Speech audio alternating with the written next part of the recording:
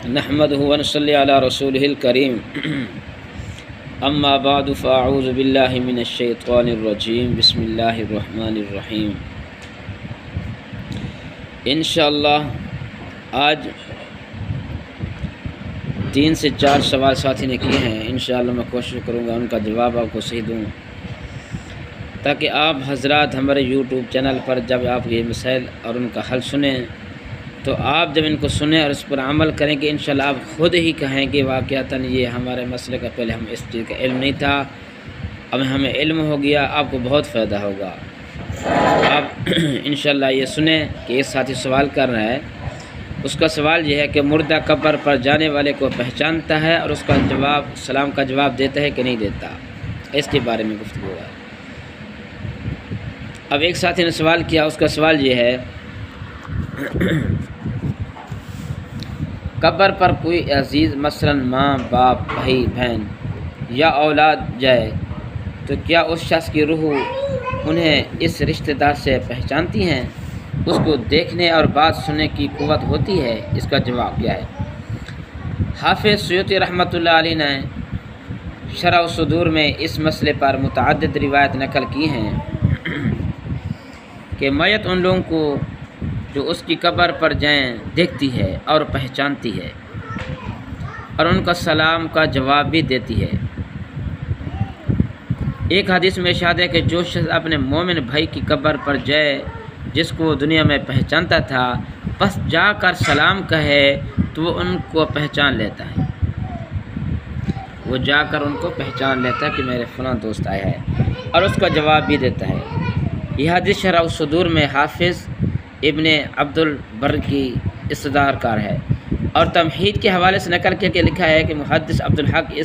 نے اس کو صحیح قرار دیا ہے، صفحہ نمبر 88 پر ہے۔ دوسرا اس کا مسئلے کا سوال یہ ہے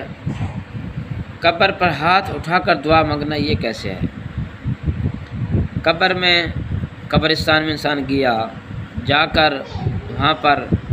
ہاتھ اٹھا کر دعا مانگتا ہے، یہ صحیح ہے کہ نہیں صحیح؟ فتاوی عالمگیر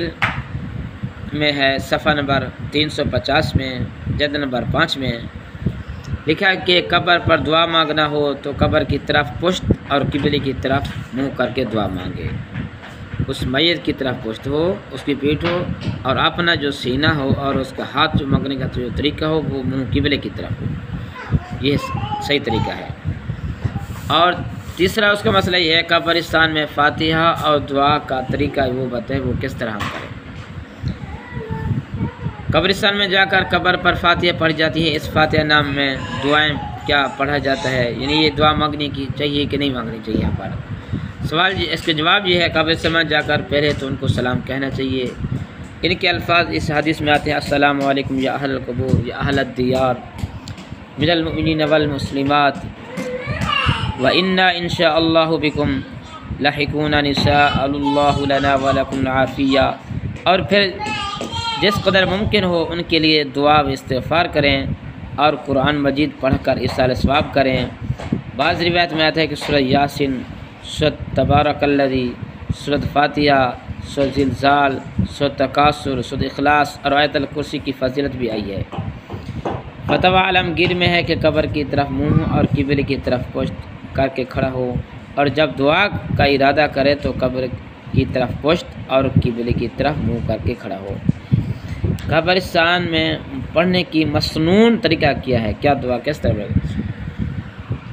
کوئی مسنون ساتھی کہتے ہیں کہ ہمیں طریقہ بتائیں، اس کا طریقہ یہ ہے بھائی،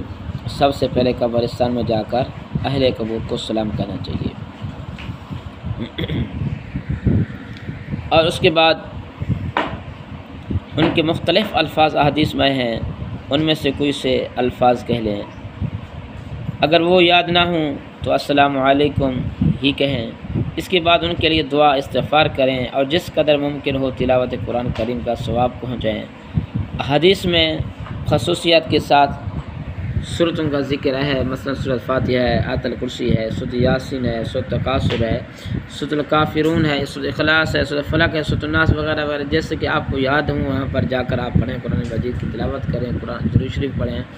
تسبیحات آپ کو یاد ہیں وہ تسبیحات آپ پڑھیں، جو چیز آپ کو یاد ہے اچھی طرح سے آپ جا کر وہاں پر پڑھیں اور ان کو ایثار ثواب کریں، تو انشاءاللہ اللہ پاک ان کا ثواب ضرور پہنچا دیتا ہے ان کو۔